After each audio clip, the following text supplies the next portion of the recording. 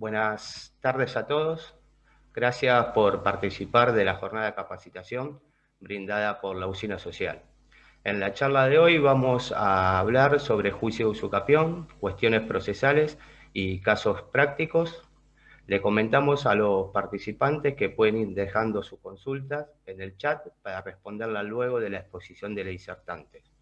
Asimismo, le comunicamos que van a encontrar una encuesta con diversos temas de derecho, en donde ustedes pueden votar cuál les gustaría que hagamos en un futuro otras de la jornada de capacitación.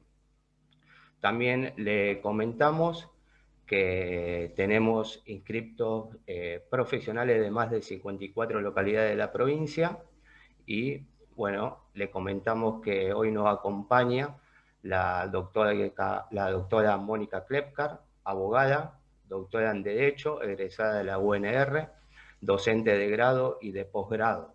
Actualmente es jueza titular del Juzgado Civil y Comercial número 2 de Rosario. Le damos la palabra para comenzar con la jornada. ¿Qué tal? Buenas tardes a todos. Una gran alegría para mí estar acá. Aclaro que soy egresada de la UCA como abogada y de la UNR como docente, como doctora en Derecho. Bueno, muchas gracias a la Fundación Usina Social y a la Comisión de Justicia por la invitación. Y bueno, el tema que vamos a tratar hoy es el de usucapión. Y la pregunta que yo les voy a hacer es, ¿cuántos de ustedes tuvieron alguna vez un juicio de usucapión?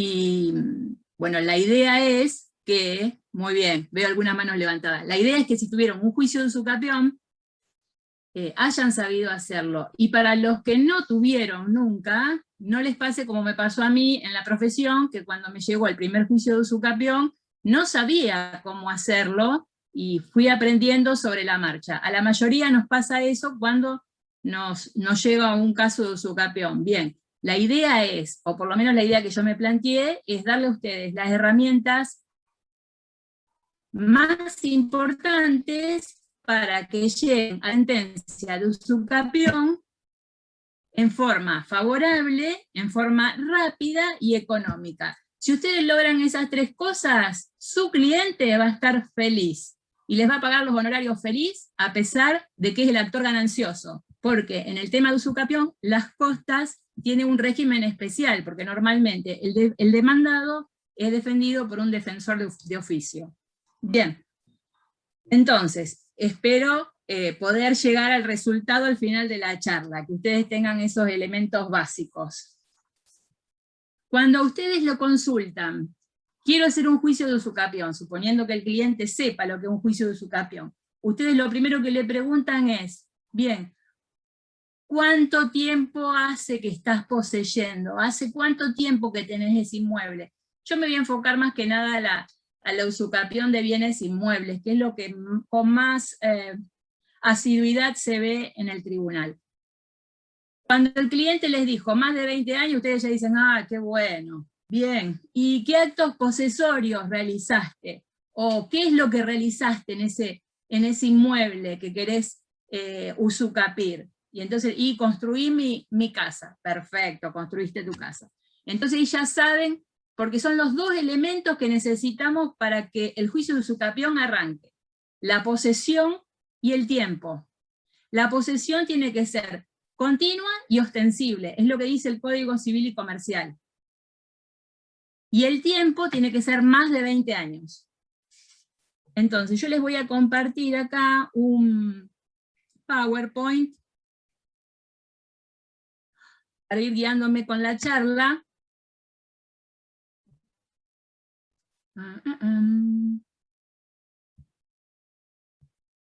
¿Se ve ahí?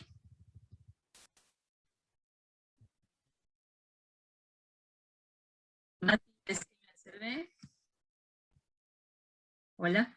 ¿Se ve? Ahí se ve, Mónica. Ahora sí, excelente, ahí se está viendo. Excelente, excelente. Bien, entonces, dijimos que el juicio de usucapión, ustedes le preguntaron al cliente y les dijo, bueno, ya hace más de 20 años, con lo cual tienen la posesión y el tiempo. Porque recuerden que la usucapión es un modo excepcional de adquirir el dominio.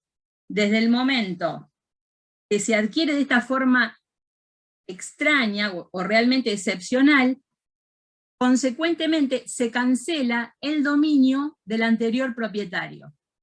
Esto que sucede ipso iure por el transcurso del tiempo, es decir, que si la persona posee durante 20 años, ya a los 20 años comienza a ser la dueña o la propietaria de su inmueble. Lo que pasa es que esta titularidad es sumamente endeble.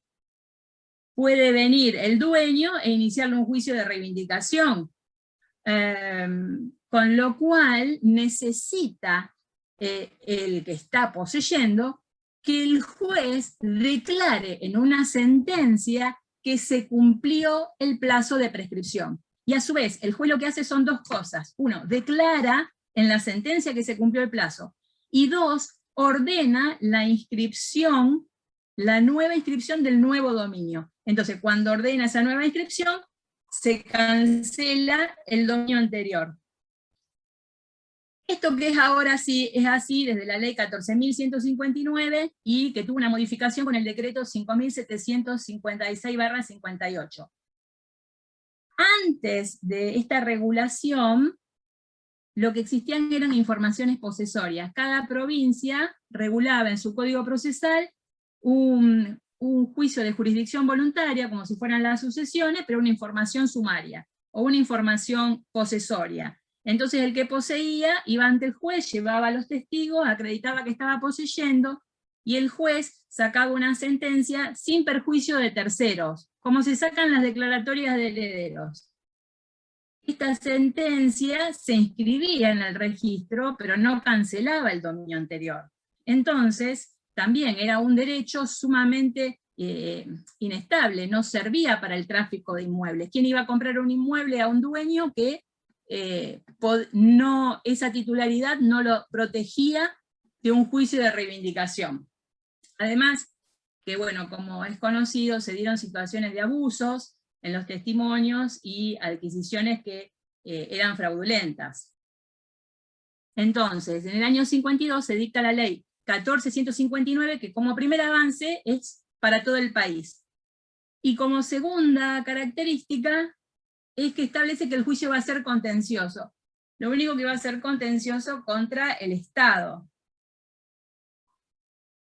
Por eso, en el año 58, con el decreto 5756, se regula el artículo 24 de la ley 14.159, como está hoy, que vamos a ver en un momento, y establece que el juicio es contencioso contra el titular del registro, contra el titular registral, el titular que esté inscripto en el registro.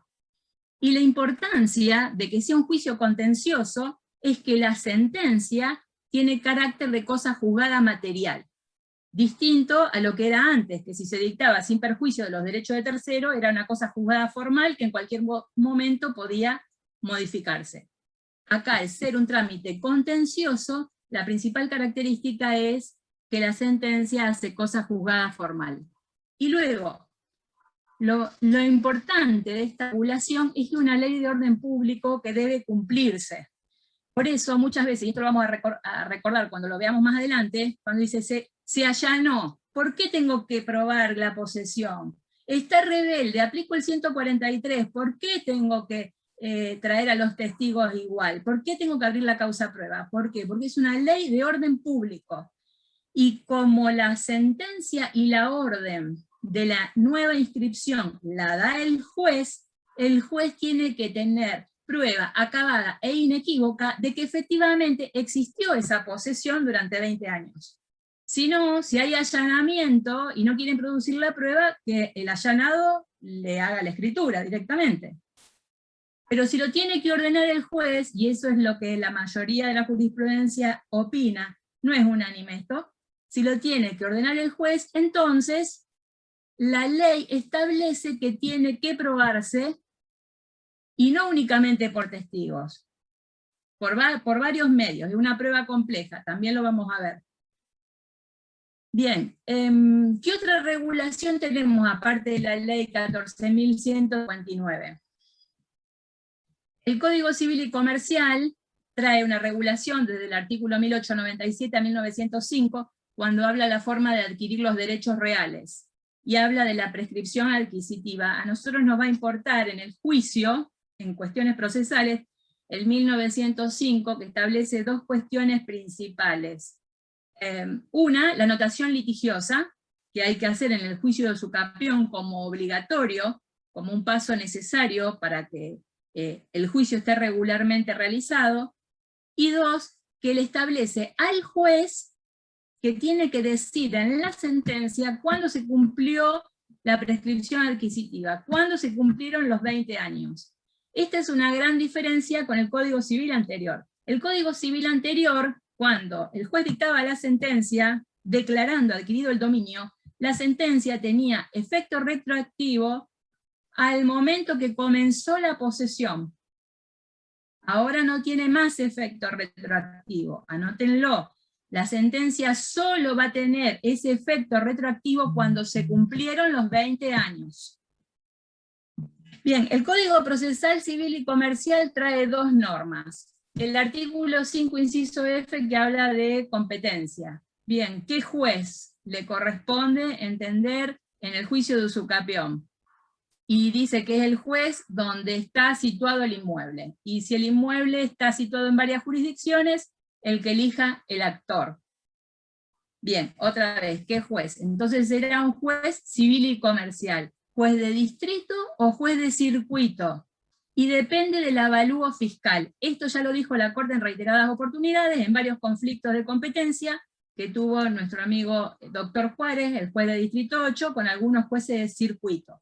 Y la Corte, en forma invariable, estableció que depende de la evaluación fiscal del inmueble. Si la evaluación fiscal es inferior a 60 yus, va a circuito. Si la evaluación fiscal es superior a 60 yus, entiende un juez de distrito. No hay distinción, porque los jueces de circuito decían, no, nosotros entendemos solo en desalojo y alquileres. No, entienden, eso es la competencia material. Pero en cuanto a la competencia cuantitativa, entiende en cualquier asunto inferior a 60 unidades yus. Bien, entonces, ¿qué juez? Dijimos, ¿un juez de circuito o un juez de distrito? Dependerá de la evaluación fiscal. ¿Qué pasa si el demandado falleció? No hay fuero de atracción, porque siendo la usucapión una acción real, y el fuero de atracción sucesorio siempre es contra acciones personales del causante.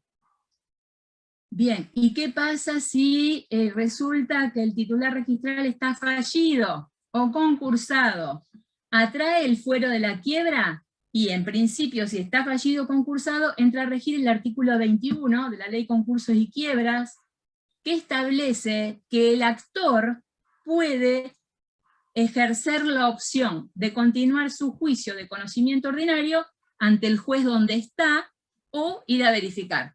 Normalmente, si el actor ya tiene el juicio iniciado, va a optar por continuar el juicio y obtener la sentencia en donde está, y cuando tiene las sentencias firmes, con esa sentencia firme, que sirve como título verificatorio, va y verifica.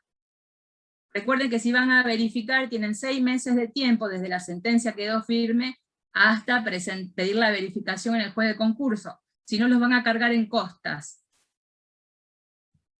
Bien, esa es digresión aparte, pero ténganlo presente. Si no iniciaron el juicio de usucapión, y ustedes saben que el titular registral está fallido o está concursado, entonces pueden hacer una verificación al síndico, pero el síndico normalmente se va a expedir en sentido contrario, porque les vuelvo a repetir, estamos hablando de una ley de orden público y es requisito de ley probar la posesión, probar los hechos posesorios durante el plazo de ley. Entonces la verificación va a salir negativa, después en la resolución artículo 36 va a declarar no verificado, y ustedes van a tener el plazo para hacer el recurso de revisión. Y el recurso de revisión va a tramitar por un trámite ordinario. ¿Por qué? Porque necesitan en un juicio ordinario probar efectivamente esto que estamos diciendo, los hechos posesorios. Si ya venció el plazo para hacer la verificación, entonces ustedes directamente hacen una verificación tardía y ahí el juez, lo más probable es que les fije el trámite ordinario.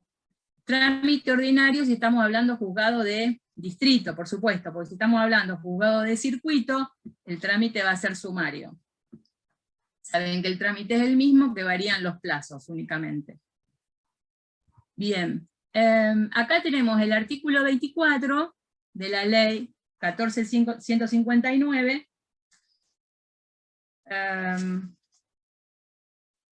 Bien, que establece cuáles son los requisitos. Este artículo es complementario de las normas que hablábamos antes, del Código Procesal y de las normas del Código Civil y Comercial. Es decir, que hay un integrado entre esta normativa. ¿Y qué dice este artículo 24? El inciso A, yo resalté los requisitos en negrita para no leerlo completo. El juicio será contencioso. ¿Con quién? Deberá entenderse con quien resulte titular del dominio. Y que esa titularidad hay que probarla con un certificado que expide el registro. Debe acompañar plano de mensura, suscrito por profesional autorizado y aprobado por la oficina técnica respectiva. Y luego en el inciso C dice, se admitirá toda clase de pruebas, pero el fallo no podrá basarse exclusivamente en la testimonial, y esto para contrarrestar lo que pasaba con las informaciones sumarias. Pero dice, será especialmente considerado el pago por parte del poseedor de los impuestos y tasas que gravan el inmueble. Luego, en caso de haber interés fiscal comprometido, el juicio se entenderá con el representante de la provincia, y por último, el decreto del año 58 incorpora la posibilidad de utilizar la usucapión como defensa. Bien, entonces, viene el cliente a ustedes y les pide que quiere iniciar el juicio de usucapión. ¿Quién puede iniciar el juicio de usucapión? La respuesta básica y la primera, el poseedor. ¿Puede el poseedor? Sí, obviamente. El poseedor que tiene más de 20 años. ¿Qué pasa si su cliente les dice que tiene más de 20 años, pero luego ustedes no logran probar un hecho posesorio de hace 20 años, sino de hace 18? Entonces, ¿es posible cumplir los 20 años mientras transmita el juicio? Sí, es posible. Igual no hay jurisprudencia unánime, pero lo que se entiende es que ir a la economía procesal, digamos, si ya estamos por cumplir el plazo, le están faltando 5 meses, o 6 meses, o 1 año, ¿para qué vamos a hacerle reeditar todo el juicio si esa persona está efectivamente poseyendo? El tema es que esta estrategia tiene un riesgo muy grande, que en el cumplimiento de esos 6 meses el titular registral puede enterarse e iniciar una acción de reivindicación. Entonces, si la acción de reivindicación está iniciada antes del cumplimiento de los 20 años, se interrumpe el plazo de usucapión. Y ustedes saben que la interrupción significa que volvemos a cero. Bien, ¿qué pasa si el poseedor, mientras está poseyendo, no cumplió los 20 años, se muere? La mayor parte de las veces, el poseedor, esto es algo que ustedes tienen que relatar en la demanda. Perdón que estoy mezclando un poco, pero bueno, viene justo acá a colación. Cuando ustedes redactan la demanda, dicen, mi cliente, que es el poseedor, es muy importante que digan cómo empezó a poseer y cuándo empezó a poseer. Entonces van a decir, empezó a poseer, por ejemplo, porque le compró por boleto a Banzini SRL. Banzini SRL es una firma que está en liquidación, donde normalmente firmaban un boleto de compraventa, firmaba Banzini por el vendedor, y el titular registral, que era el dueño del loteo, no firmaba el boleto. Entonces, y esto lo hizo, por ejemplo, en 1983, el comprador por boleto quiere hacer la escrituración y se da cuenta de que ese boleto no está firmado por el titular registral. Va a buscar a Banzini SRL y no encuentra a Banzini SA, no le dan bolilla. Imagínense que no es Banzini, que encontramos a alguien eventualmente. Es Comipini. ¿Alguien vio un boleto de Comipini? Firma Comipini Bueno, también hay otros suninos, hay muchos intermediarios que hacían loteos grandes y era usual que el intermediario firmaba el boleto por el vendedor y le daba una copia firmada por el intermediario. Y le decía, después venía a buscar la copia firmada por el titular. Eventualmente, si le iban a buscar, después se la daban. Pero un montón de compradores se quedaban con el boleto firmado por el intermediario y nunca buscaban el original firmado por el titular. Y como eran cuotas, eran régimen de pago largos de 100, 130 o 180 cuotas, después no se hacía la escrituración.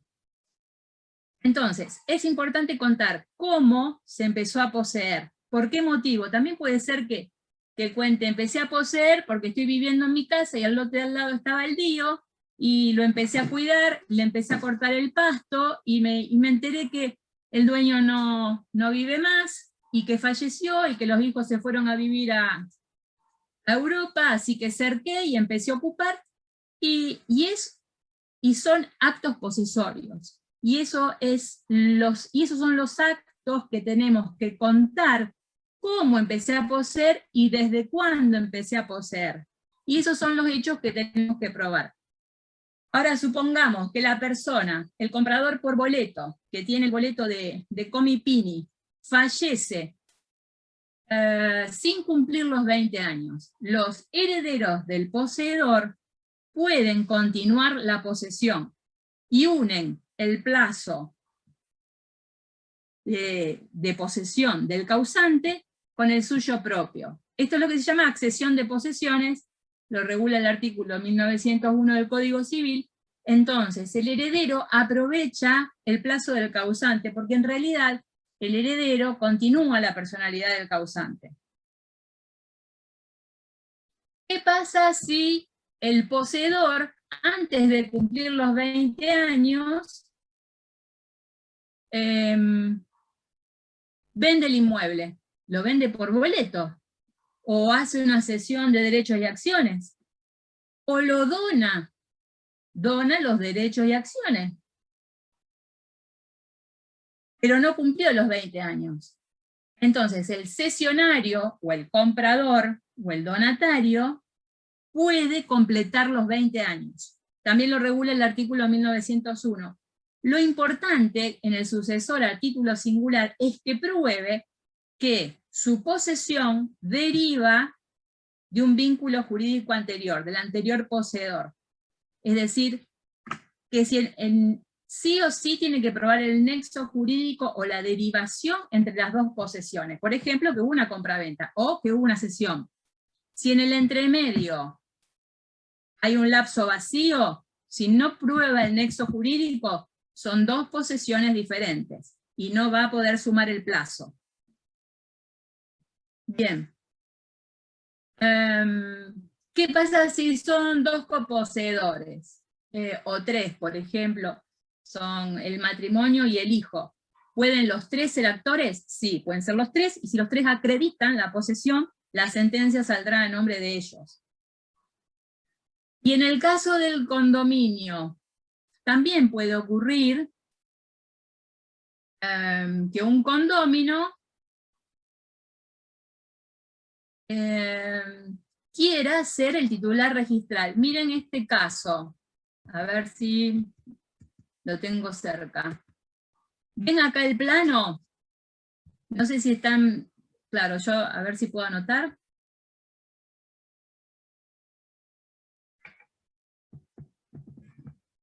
Bueno, no sé si se ve cómo se anota, pero ven acá que dice lote A y lote B. Bueno, todo esto, el lote mide 34,64 por 8,68.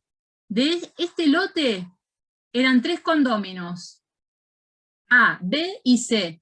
C falleció, A y B se lo dividieron e hicieron estos dos inmuebles. Ven que no son equitativos tampoco los inmuebles, B tiene un terreno mayor. Entonces B inició un juicio de usucapión contra A y contra los herederos de C, porque él quiere ser titular registral único de su porción, no quiere ser copropietario. Y está perfecto, puede hacerlo.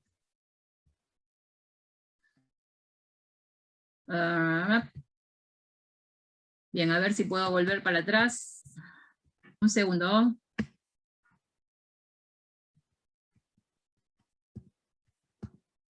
Ahí estamos. Bien, discúlpenme, me quedó escrita la pantalla. Yo tuve un caso, quizá a ustedes les haya pasado lo mismo, donde el propietario era el dueño de las 8/9 partes, porque nunca había encontrado a uno de los herederos, con lo cual compró 8/9 partes, con lo cual su título no coincidía con la realidad del inmueble. O muchas veces también pasa que tienen un inmueble y hay metros que ocuparon de hecho y no coincide el metraje de su inmueble con el título. Bien, entonces hay que usar la usucapión para complementar el excedente. Entonces, ¿contra quién hacemos el juicio? Dijimos que la ley, en el artículo 24, establece contra el propietario registral. El propietario registral es el que surge del registro. Este que yo les pongo acá, este es un certificado, informe I. Si bien dice certificado, con un informe I es suficiente, no hace falta que sea un certificado que bloquee el dominio. No sé si se ve ahí que dice titular registral en el rubro 4, Manuel Ramiro, y el registro atrás le pone mal nota de dominio, mal titular. Consta declaratoria de herederos por fallecimiento. Y si ven, acá está el extracto donde dice adquirente Manuel Ramiro, y hay un sello donde dice transferido el dominio a sus herederos. Entonces, acá el titular registral no es Manuel Ramiro, son los herederos, porque está claramente en el extracto, consta la transferencia. Si bien se mantiene la nota de dominio del anterior propietario, es decir, del causante. Eso ténganlo en cuenta. Acá en este caso la persona había demandado a Manuel Ramiro y a sus herederos, Juan Ramón y José Manuel.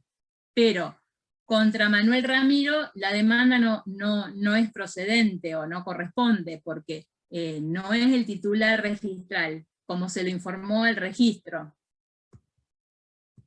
Bien. Entonces, el propietario inscripto.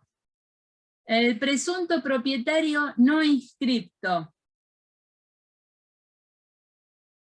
Si ustedes tienen un informe de dominio, por ejemplo, como el que les acabo de mostrar, y que les dice, consta anotada subasta, consta anotación marginal de subasta, o consta anotado boleto de compra, anotación de boleto de compraventa, o promesa de compraventa. En esos casos, sí o sí hay que demandar a estas personas, al titular del boleto o al que compró por subasta.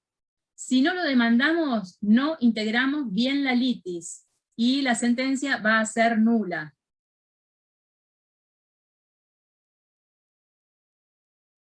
Entonces,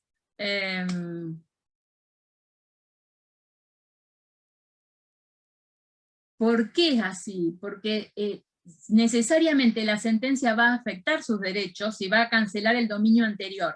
Entonces, lo que nosotros tenemos que hacer es lograr que esa sentencia sea oponible tanto con el propietario inscripto como para aquel que tiene derecho por una subasta o aquel que tiene derecho por una compraventa.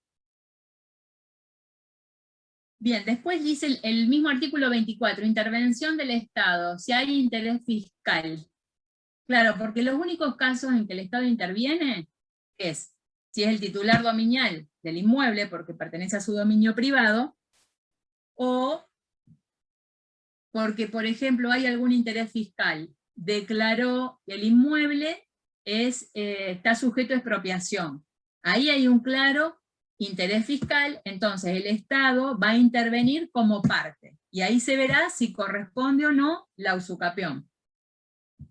Otros afectados, como hablábamos, el el boleto inscripto, titular de usufructo. Me pasó hace poco en un caso que me llega el expediente para sentencia, y cuando estoy dictando la sentencia, estoy examinando la legitimación pasiva, veo que el demandado es el titular de la nuda propiedad. Nunca se demandó al titular del usufructo. Entonces, bueno, para no retroceder, salió con una medida para mejor proveer, pidiéndole al registro que informe si se había cancelado el usufructo. En realidad, si me informaban el fallecimiento, que fue de hecho lo que pasó después, me informaron el fallecimiento del usufructuario, el usufructo se cancela automáticamente con el fallecimiento. Y por suerte esto había sucedido antes de que se iniciara la demanda. Pero con eso quedó prolija, o sea, con eso, nombrando ese dato en la sentencia, quedó prolija y quedó bien establecida la legitimación pasiva. Bien, los emplazamientos universales a todo aquel que tenga derecho sobre el inmueble no son admitidos. Se admitían en el régimen anterior, actualmente no. Bien, ¿y qué pasa con las servidumbres, hipotecas o medidas cautelares inscriptas? En principio se mantienen. ¿Podemos citar a estas personas al juicio? Hay que ver cada caso. En principio no son los legitimados pasivos. No necesito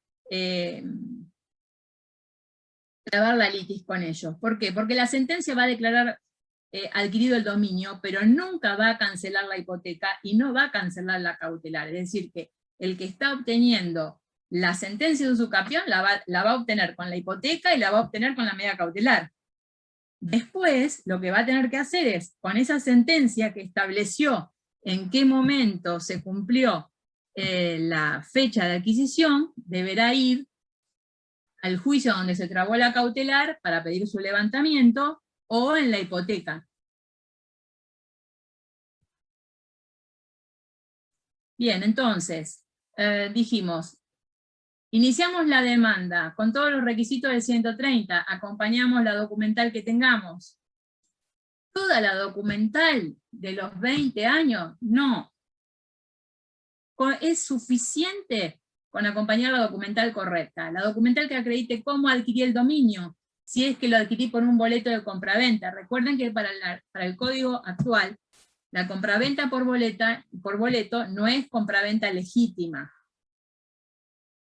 Entonces, y si podemos, también es importante, si tenemos planos que hayamos ingresado en la municipalidad, que tengan fecha cierta, o si pedimos servicios, pedimos el teléfono, pedimos el gas, esa documental que tiene fecha para acreditar el hecho posesorio más antiguo. Bien, dijimos, informe registral, que tratemos de acompañarlo, lo que ya hablábamos antes, de acompañarlo con el extracto. En este caso, que les estoy mostrando acá, ven el informe I, que le señalé con un tilde, acompañar actuaciones judiciales, correcto. En el rubro 4 me ponen a los 3 titulares, yo le había dicho que eran 3 personas, y en el lado de atrás el registro lo confirma. Lo bueno de acompañarlo con el extracto de dominio, que es el que están viendo acá, que ya se ve, es un extracto muy viejo, el titular está subrayado, dice Francisco Molina, y se ve que hay 2 transferencias de partes indivisas. Entonces, es como que el informe I con el extracto se complementan y nos brindan mayor información. Además de que normalmente, no sucede en este caso, pero normalmente ponen la edad del titular registral, entonces ya sabemos que si nació o si compró en 1920, lo más probable es que el día de hoy no esté vivo. Y normalmente también hay un domicilio, que es el primer paso para intentar hacer la integración de la litis. Bien, el otro requisito que establece la ley 14.159 es que hay que acompañar el plano. no es cualquier plano. Es muy normal, a mí también me pasó como profesional, que dice que hay que acompañar plano del inmueble. Y acompañamos el plano que tenemos. No. Acá, por ejemplo, acompañaron un plano de mensura y subdivisión. Es el plano que les comenté de la división de condominio. Está bien, ellos habían hecho este plano, pero lo que necesitamos es exactamente un plano de mensura para información posesoria. Lo hace el agrimensor, tiene un trámite, se citan a los linderos, se hacen las medidas, y el agrimensor dibuja un plano que corresponde exactamente con las dimensiones del inmueble que se pretende usucapir. Por eso acá, si la persona que está en el lote B pretende usucapir el lote B, el plano tiene que referenciar solo el lote B, y no todo el lote completo. Acá, muchas veces pasa esto, que presentan el plano incorrecto. Entonces no, si bien el artículo dice que es un requisito de admisibilidad de la demanda, no rechazamos la demanda por eso, lo que hacemos es pedirle al actor que cumpla con el plano, que lo puede traer hasta antes de la sentencia. Entonces, en este caso, por ejemplo, durante el juicio me trae el plano, que acá incluso lo que pasó fue que el que le inició, el titular del lote B falleció, le pedimos el plano, y lo hicieron sus herederos. Es decir, los herederos continuaron el juicio de usucapión, y el plano está a nombre de ellos. Bien, la pregunta es, ¿vale este plano para el juicio donde el nombre del poseedor es diferente? En principio sí. Recuerden que la finalidad del plano es establecer con claridad la individualización del inmueble. Es decir, lo que queremos con el plano es que nos diga dónde está y cuánto mide. Y así, como dice el plano, el juez tiene que escribirlo en la sentencia, porque así es como lo van a escribir en el registro. Entonces, es un requisito el plano de mensura que establece las medidas, que el juez tiene que poner en la sentencia y que luego se va a volcar en el registro. Entonces, acá como ven, a este plano no tiene número arriba donde está el primer signo de pregunta, y abajo no tiene el sello de registro de catastro. Normalmente, cuando se equivocan de plano y traen un plano incorrecto porque no se sabe que hay un plano específico para las usucapiones, cuando se manda la notificación a la provincia para que informe si tiene interés fiscal en el inmueble, aparte de decir si tiene o no tiene interés fiscal, nos informa si hay plano de mensura. En este caso, por ejemplo, me pone, no se ha encontrado plano de mensura para información posesoria, porque a veces no está en el expediente, pero no significa que no se haya hecho. Puede ser que se haya hecho y que no se omitió su acompañamiento. En este caso nos informa no se ha encontrado con seguridad. Cuando efectivamente el plano está bien hecho, no sé si acá se puede ver, acá me tapa arriba a mí algo. Bien. Cuando está efectivamente bien hecho, arriba está el número de plano y abajo se ve el sello de intervención de catastro. Este es el plano correcto que se tiene que acompañar. Y cuando es el plano correcto, nos informa el API, como ven acá, que dice, se informa usted que en esta dirección se encuentra archivado un plano de mensura para información posesoria en el que figura como poseedor fulano, archivado bajo el número tal, y me da todos los datos. Esto también lo relacionamos en la sentencia. Entonces, en la sentencia ponemos, está el plano, y el API nos informó, o catastro nos informó, que está debidamente registrado. Ahora, actualmente, no hacen ese informe, y he visto que nos ponen, en vez de hacer este informe, hacen como una certificación de la copia. Y esto valdría igual que el informe de catastro. Bien, entonces, Vimos los requisitos, que será de carácter contencioso, se entiende con el titular de dominio, tenemos que acompañar el certificado y tenemos que acompañar el plano de mensura. Tenemos quién es el demandado, entonces, ¿con quién se traba la litis? Dijimos que con el titular registral. El titular registral puede estar vivo o puede estar muerto.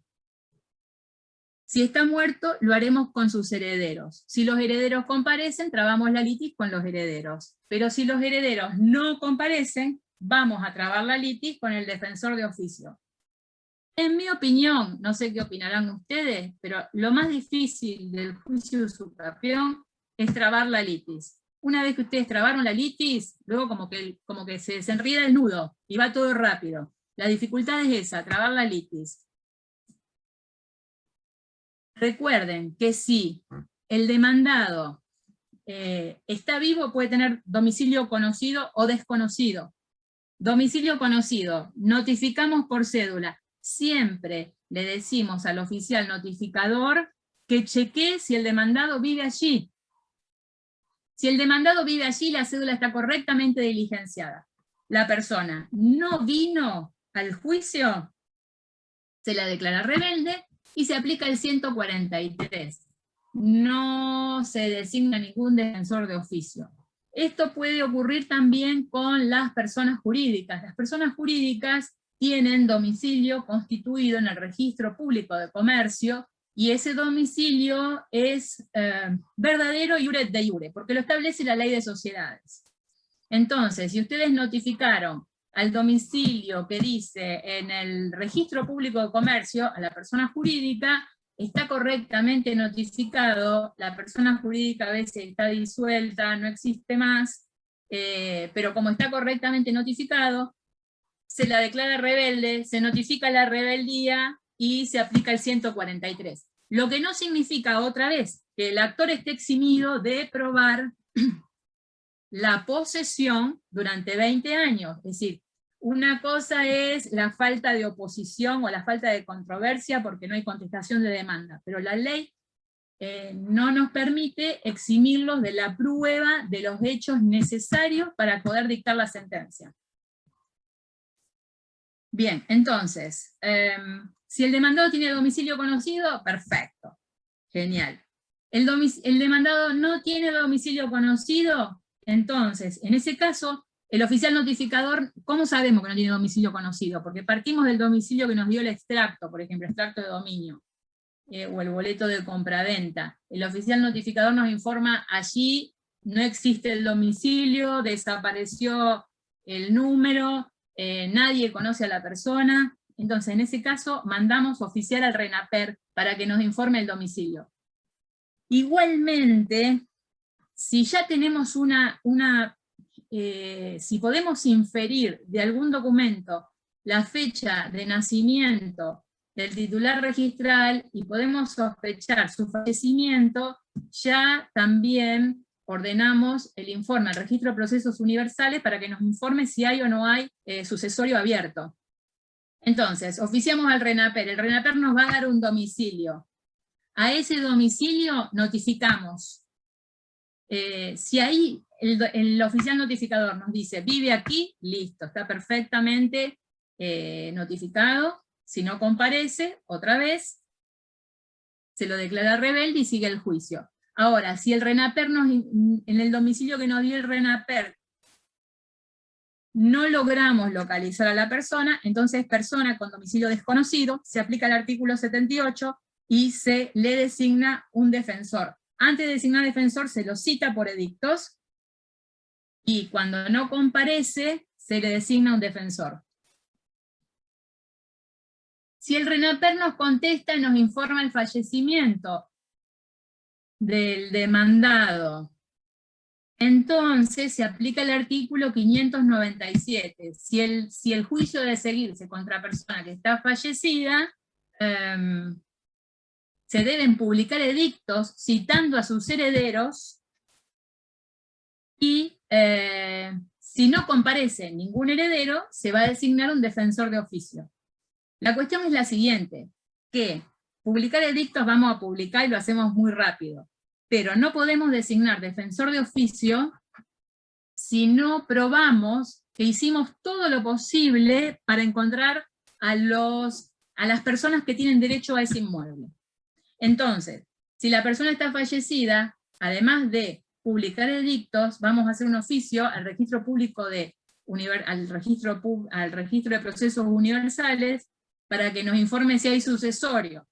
Si hay sucesorio, el abogado va a tener que buscar los domicilios de los herederos. Yendo al expediente de la declaratoria, si es que lo encuentra, ahí va a tener los domicilios, o pidiendo nuevamente oficial al RENAPER para que les indique los domicilios de los herederos.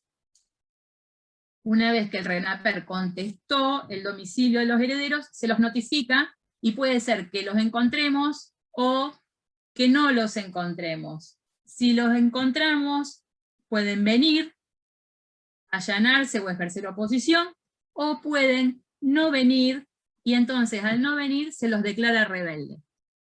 Si se los declara rebelde, como ya hicimos el esfuerzo de ubicar a los herederos, y le mandamos cédula al domicilio que nos informó el RENAPER, entonces ahí, aplicando el 597, le designamos un defensor de oficio. Basta que venga un solo heredero para que yo no dicte defensor de oficio. Basta que venga un solo heredero para defender los intereses del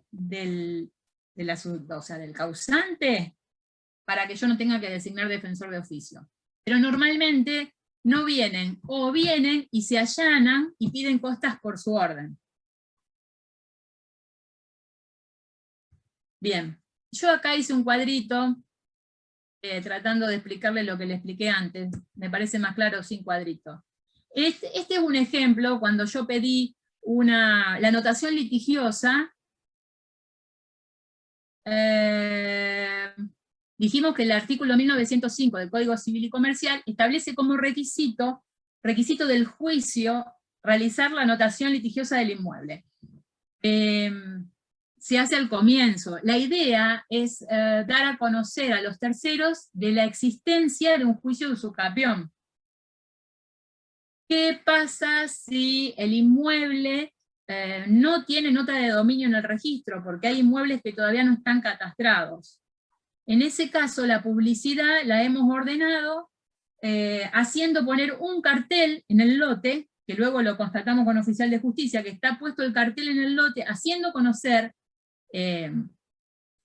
a los posibles titulares o sus herederos de la existencia de un juicio de usucapión respecto de ese inmueble. De alguna forma hay que cumplir con la publicidad que establece el 1905. En este caso pedimos la inscripción litigiosa, y cuando me la devuelven ponen provisorio por 180 días, después se hizo definitiva, y me mandan con esto: consta anotación preventiva de subasta. Como nosotros tenemos este dato, antes de avanzar le pedimos al registro que nos aclare para ver si había algún propietario no inscripto interesado con el cual hubiese que integrar la litis. Siempre es mejor tener la tranquilidad y hacer una sentencia válida que avanzar con el juicio y después tener una sentencia nula. Acá lo han anotado en lápiz porque evidentemente la anotación preventiva de subasta correspondía al lote 23 y el usucapión era el lote 8. Con lo cual, ese debe haber sido la respuesta del registro y se avanzó con el juicio. Entonces, la anotación de litis es un deber para el juez. No puede avanzar en el juicio, o sea, no puede sacar la sentencia si no está hecha la anotación de litis.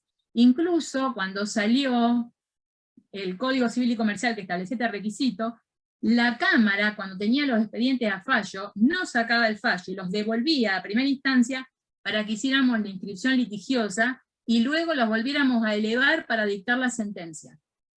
Es decir, es un requisito indispensable para la publicidad del juicio. El allanamiento, como dijimos, es relativo. Viene el demandado y se allana, o viene uno de los herederos y se allana. Como dijimos, es relativo porque el juez, si tiene el allanamiento, el juez no puede declarar adquirido el dominio, porque con un allanamiento dice tener presente el allanamiento, o sea, las sentencias son distintas, y nosotros lo que tenemos que hacer en la sentencia es declarar adquirido el dominio. Lo que sí, el allanamiento dentro de un plexo probatorio interesante siempre es un elemento a favor. El defensor de oficio no puede allanarse, sí o sí tiene que controvertir el juicio, está defendiendo intereses del titular registral. En la rebeldía pasa lo mismo, si el titular registral es rebelde, no se le designa defensor de oficio porque está correctamente notificado, igualmente, aunque se aplique el 143, tiene un efecto mitigado. ¿Por qué? Porque sí o sí hay hechos de demostración necesaria. Acá no son hechos controvertidos porque por el 143 no están controvertidos, pero sí son hechos de demostración necesaria. Ustedes se acuerdan que el 148 dice hechos controvertidos o de demostración necesaria. En esos casos se abre la causa prueba. Bien, ¿qué tengo que probar? Tengo que probar actos posesorios idóneos. Tengo que probar que la posesión, tanto el corpus como el animus, ambas cosas, y que la posesión es continua y ostensible.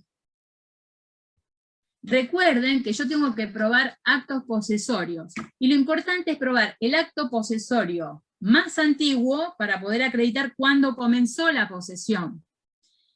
Y luego un acto posesorio de ahora. Rige ahora el artículo 1930, que está en posesión, no está en usucapión, que es una presunción de posesión, y que dice que si yo pruebo el primer acto posesorio y pruebo el último acto posesorio, se presume que en el medio continuó la posesión.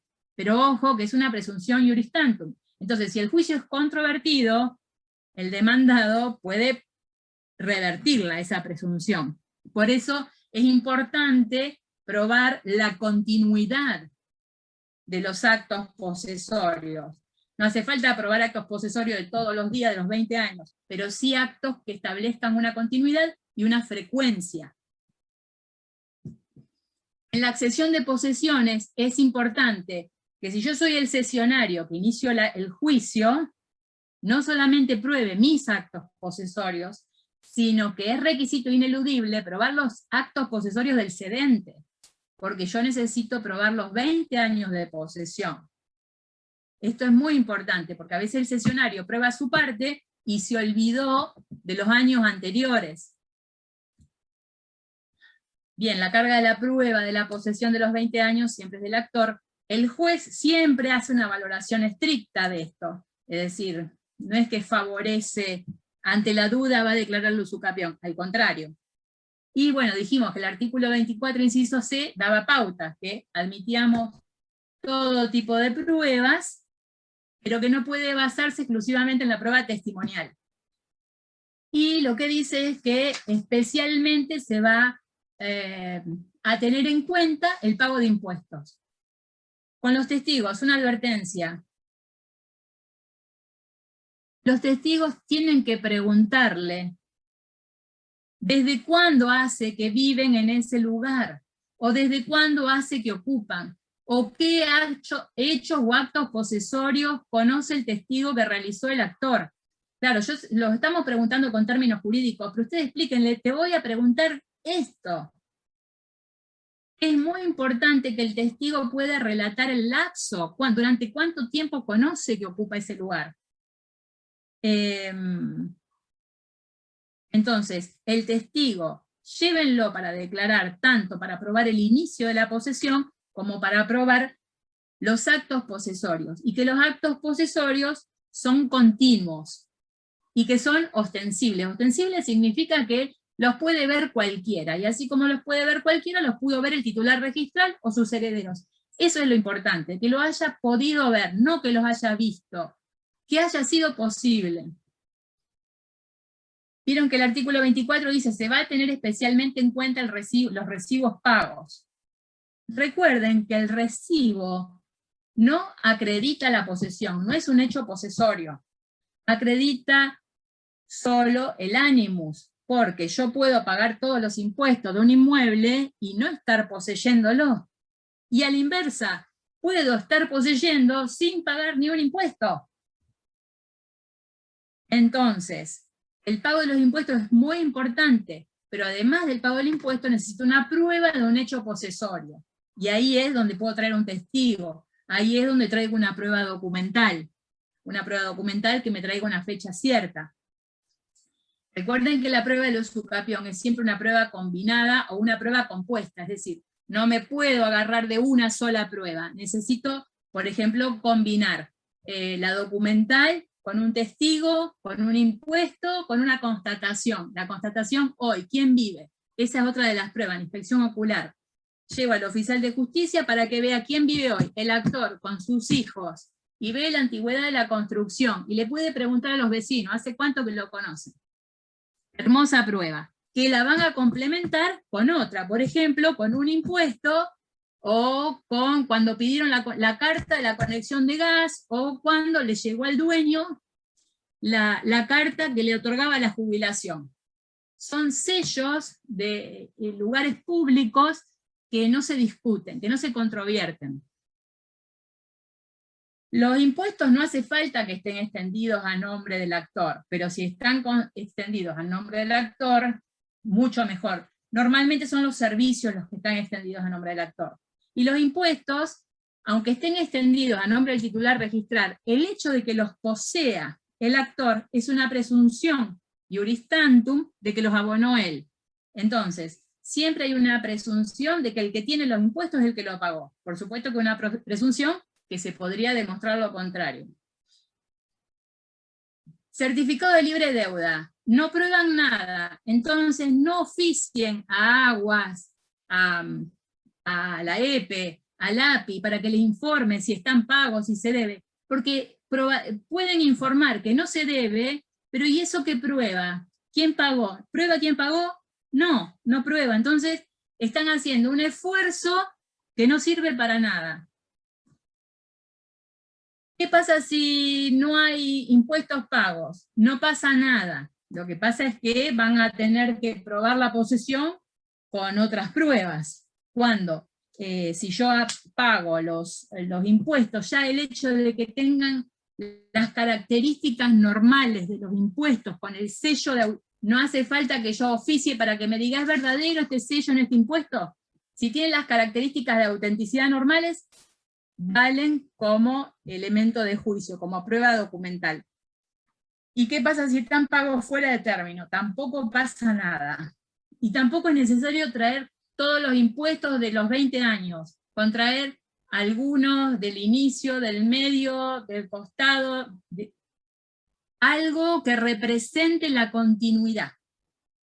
Por supuesto que más traigo, son más elementos de convicción a favor. Y lo único que no sirve, si pago todos los impuestos antes de iniciar la demanda, porque eso significa que estoy preconstituyendo el juicio. ¿Puedo hacerlo eso? Sí, puedo hacerlo, pero no me va a servir como prueba. Bien. Finalmente, la sentencia, y ya vamos terminando, es declarativa. Recuerden que el juez declara, no condena a nadie, y que ahora no tiene más efecto retroactivo, sino que tiene efecto, va a declarar que el actor es dueño desde X fecha, desde que se probó el primer hecho posesorio, más 20 años. Si no se puede probar un primer hecho posesorio y no se sabe cuándo se cumplieron los 20 años, se tomará el día anterior al inicio de la demanda. Así no se puede determinar con exactitud. En la sentencia tiene que individualizar el inmueble, ya lo dijimos antes, la sentencia tiene cosa juzgada material, y ¿a quiénes alcanza? Solo alcanza a aquel con el que se trabó la litis. Por eso, si hay un acreedor hipotecario, esa sentencia de usucapión no lo alcanza. Después hay que discutir con el acreedor hipotecario.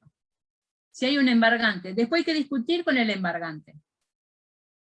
Y si hay promesa de venta o boleto inscripto, lo que decíamos antes, sí o sí hay que integrar la litis, hay un litis consorcio pasivo necesario, si no la sentencia va a ser nula. Las costas siempre son el perdidoso, es el régimen normal de costas. Pero ¿qué pasa? Si el demandado está rebelde, o si el demandado no lo pudimos ubicar ni para notificarlo, y tuvimos que designar un defensor de oficio, entonces el defensor de oficio es necesariamente a los fines de la integración de la litis, y en principio es a cargo del actor, sin perjuicio de que el actor luego, si encuentra a los demandados o a sus herederos, pueda repetir lo que ha abonado. Pero en principio es a cargo de él. Bien, con esto termina el juicio, pero algo más. Me acordé cuando lo de trabar la litis, hace poco viene un actor con una sentencia vieja y me pide que le amplíe la sentencia describiéndole el lote conforme al plano, porque es lo que corresponde, ¿no? Pero ¿qué vemos? Vemos que no está notificada la sentencia. No solamente que no está notificada la sentencia, sino que el emplazamiento para estar a derecho, la cédula había sido fijada. Bien, en ese caso lo que le pedimos ahora es que se notifique la sentencia correctamente. Y ahora hay que ver si podemos notificarla correctamente. Por eso la importancia de trabar la litis bien antes y no después. ¿Se entiende? Quizá acá mezclé un poco. Bueno, ojalá haya logrado mi objetivo, que como les dije al principio, era que ustedes tengan herramientas para poder llevar adelante un juicio de usucapión de forma rápida, sin errores, que es lo que nos piden nuestros clientes, o sus clientes. Bueno, yo ya no soy más abogada. Bueno, no sé, ¿habrá alguna duda o alguna pregunta? Acá, Mónica, hemos tenido en el chat varias preguntas, muchas ya las fuiste contestando a medida que ibas haciendo la exposición. Bueno, empiezo con algunas Ahí tengo una pregunta re interesante que dice, si tengo un boleto de más de 10 años, ¿debo hacer juicio de escrituración o de usucapión? ¿Puede hacer juicio de escrituración? Sí. Está sellado. Está firmado por la persona casada. Si está casado con, también tiene que estar firmado por su esposa. Si el boleto de compraventa tiene firmas certificadas, es factible el juicio de escrituración. Si no, se complica. Con el boleto de compraventa tengo que hacer un juicio de usucapión larga, no un juicio de usucapión breve, porque recuerden que hoy con el Código Civil y Comercial la posesión por boleto es ilegítima, no legítima como antes. Entonces, con el boleto de compraventa yo haría todas las averiguaciones posibles para ver si se puede hacer el juicio de escrituración. No siempre es factible. Si no se puede hacer el juicio de escrituración, ese será un elemento muy importante para esperar y hacer luego más adelante el de usucapión. Bien. Acá dice, ¿qué es lo que pasa si la sentencia se rechaza la demanda por no cumplir el plazo? ¿Se puede iniciar una nueva demanda? Sí, se puede iniciar una nueva demanda. En ese caso, la sentencia no hace cosa juzgada material, y cuando ustedes vuelven a iniciar la demanda, no inician un juicio distinto, y no inician el mismo juicio. Inician un juicio distinto porque el elemento distinto es que ahora sí se cumplió el plazo. Y pueden utilizar toda la prueba que hubiesen producido en el anterior juicio en este, como prueba instrumental. Ni siquiera hace falta ratificar los testimonios. Podrían hacerlo, sí, pero vale como prueba instrumental. Lo que sí deberían sumar la prueba necesaria para probar que se complementó el plazo. Si se acompaña un boleto que no está sellado en usucapión, ¿se pide el sellado? No. Bien. Se pide el sellado cuando se usa el boleto como acción, no como prueba documental. O sea, cuando es documental fundante. Por ejemplo, voy a iniciar el juicio de escrituración. Ahí sí. Bien. Pregunta también en el caso del plano de mensura, es el mismo, digamos. Y en el caso del plano de mensura es el mismo. En el caso del plano de mensura es el mismo. No entiendo esa pregunta. Sí, El sí, tema puede. de cuando no hay dominio, por favor. El tema de cuando no hay dominio, por favor, así se va a dictar la sentencia, como lo establezca Catastro. Catastro nos va a dar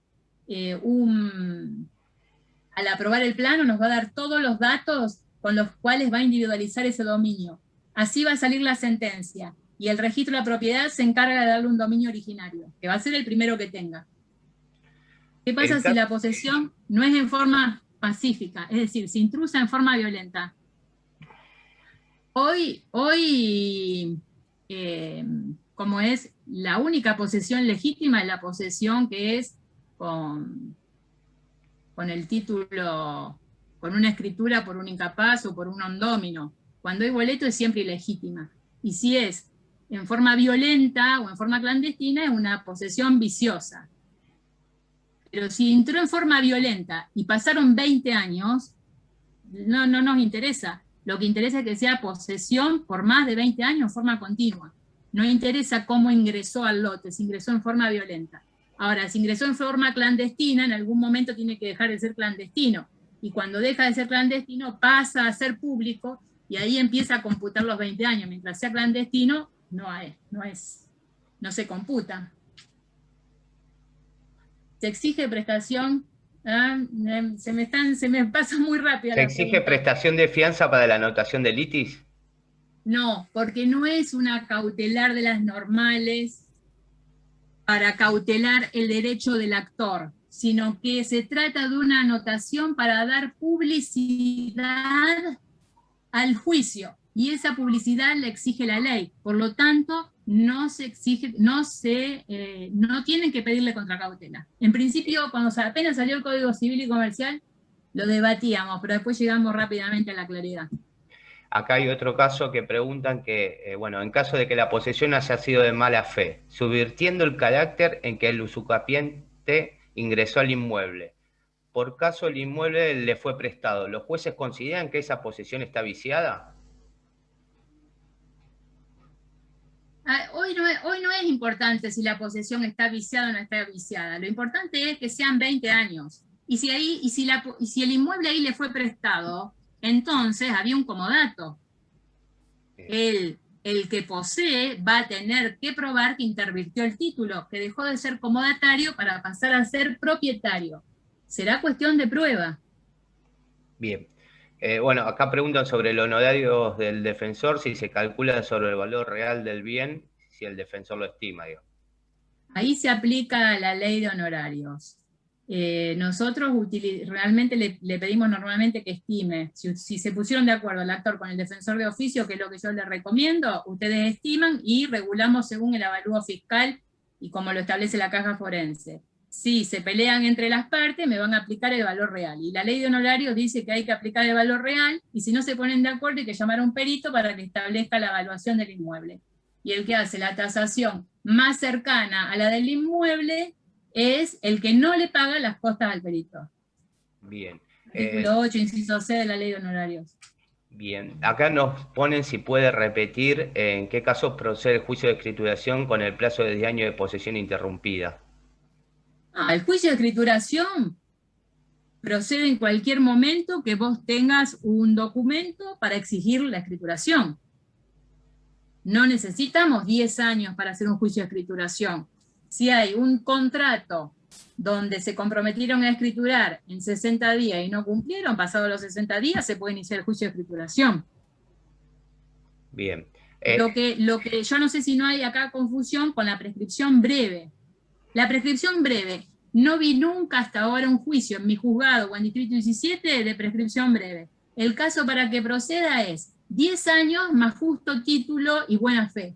La buena fe surge del justo título. ¿Cuándo hay justo título? Porque hay una escritura que otorgó un incapaz. O una escritura que otorgó un non domino. ¿Qué es un non domino? Una persona que se hizo pasar por el titular registral y engañó al escribano y engañó al comprador. Fuera de esos dos casos no hay justo título. Bien, había la pregunta del plano, acá la hizo, digamos, la completó y decía que en el caso del rechazo de la demanda por no probar el plazo de 20 años, si tiene que iniciar una nueva demanda, el plano puede usar el mismo. Obvio, sí, puedo usar el mismo. Bien.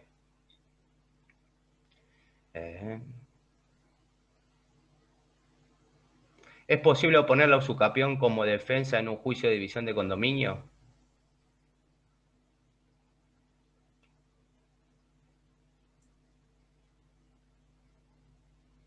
Sí, es posible. Bien. En principio es posible, lo que estaría invocando una falta de acción. Esa sería la defensa de fondo. ¿El defensor tiene la obligación de apelar? Sí, el defensor tiene la obligación de apelar. Surge del artículo 78. Y me ha pasado, ahora cuando vienen los defensores de oficio a aceptar el cargo, la secretaria o la proveyente les recuerda a los abogados que tienen el deber de apelar. Porque si no apelan, que me ha pasado de que los defensores se olvidan, no sé si se olvidan de apelar, o se acordaron con el actor y no apelan. Pero es necesario que la Cámara revise la sentencia, porque es por una cuestión de orden público. Entonces, en ese caso, que fueron en 2 o 3 casos que el defensor no apeló, lo subsanamos dando vista al Tribunal de Ética, para que alguien controle esa sentencia, y en definitiva para que controle el accionar del abogado, y en definitiva para que se vea una transparencia del juzgado, porque si no parece que el juez también acordó algo para que no se apelara, y el juez no acordó absolutamente nada. Entonces, es deber del defensor de oficio apelar. Si después el defensor de oficio le parece que la sentencia es fantástica y no se le ocurre cómo expresar agravios, que lo diga en la Cámara y declararán desierto el recurso. Pero eso le da la oportunidad a la Cámara de revisar la sentencia. Preguntan si el defensor puede rematar el inmueble objeto del juicio si el actor pierde el mismo. Si el actor pierde el juicio, no es el dueño del inmueble, van a tener que buscar otro inmueble para rematar. Bien. Plano de mensura del terreno, ¿vale para iniciar el juicio o es necesario también la mensura de lo edificado si no figura ni siquiera en el impuesto inmobiliario? Recuerden que el plano de mensura que quiere la ley es un plano de mensura específico para iniciar este juicio. Porque lo que necesitamos es que vaya un agrimensor y tome las medidas y lo identifique. Entonces, si es un plano para otra cosa, no sirve. Aparte porque no es un plano. El agrimensor tiene que cumplir todo un procedimiento. Y lo que hace es la citación de los linderos, les manda cartas, les hace saber, determina un día para ir a hacer la mensura, la hace con testigos, y todo eso lo relata y hace un expediente que lo inscribe en Catastro. Y así es como Catastro aprueba el plano para información posesoria. Si no se usa ese plano, no se está cumpliendo con el requisito de ley y no se va a dictar la sentencia. Si quien inició posesión falleció, pero uno de los herederos tiene también 20 años de posesión, ¿puede iniciarlo directamente él como titular? Obvio. En caso de que el domicilio sea en Córdoba, el de que surge del extracto de dominio, pero por la fecha de nacimiento estaría muerto, ¿esos edictos se tienen que publicar en la provincia de Córdoba? Sí.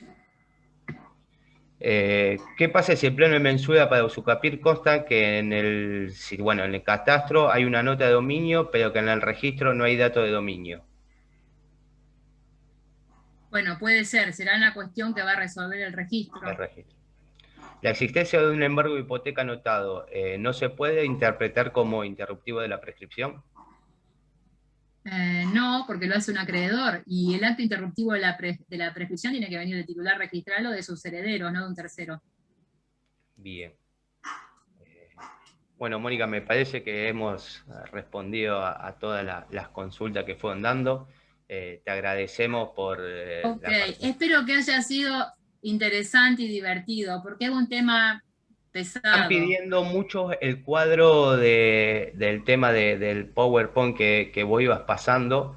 No sé si después nosotros nos las puede alcanzar para que los mandemos por mail, porque la verdad que, bueno, todo ahí está viendo el chat, quedó muy conforme con la exposición.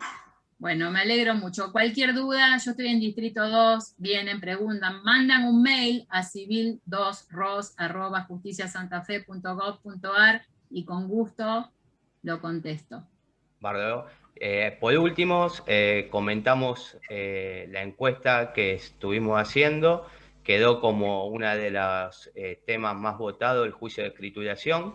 Después quedó el juicio de desalojo, el régimen de alimentos, aspectos prácticos, bueno, y el régimen de honorarios profesionales.